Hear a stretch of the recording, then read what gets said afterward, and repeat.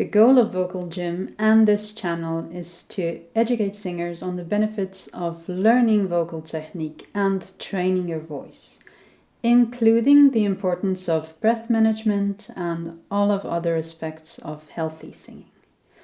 Therefore, it is important to give a few guidelines on how and when to practice.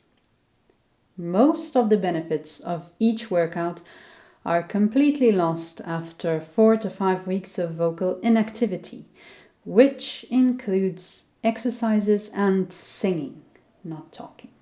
So, a regular training is the key to improvement. If you exercise 2 days a week or less, you may be able to maintain your fitness, but don't expect major improvements or breakthroughs.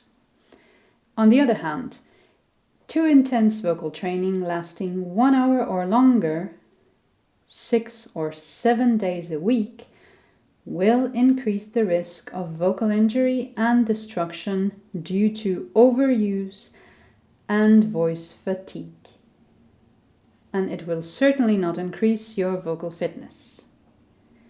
This does not include singing songs, but vocal exercises. The more you get in shape, the longer you will be able to sing, but the maximum of 45 minutes of exercises should not be exceeded, and your week should have 1 or 2 resting days. If you haven't been singing for a long time, you'll probably feel like you're starting over. Don't feel bad about it, don't hesitate. Go back to simple exercises. If you lost your stamina due to inactivity or injury, go back and start slow from the beginning.